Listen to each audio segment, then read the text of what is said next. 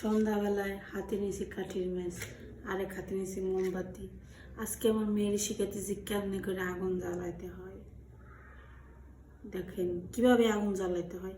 একটা মোমবাতি নেবেন, একটা কাঠের ম্যাচ নেবেন, তারপর মোমবাতিটা এরকম সুপার উপরে রাখবেন। অবশ্যই সুপার উপরে রাখবেন, অন্য কোথাও রাখবেন না, তাহলে আগুন জ্বলবে না।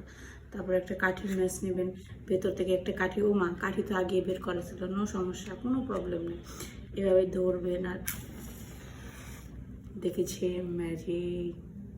তারপর এখানে মোমবাতির গায়ে লাগাই দিবেন, আর মন চাইলে অন্য কিছুর গায়েও লাগাইতে পারেন।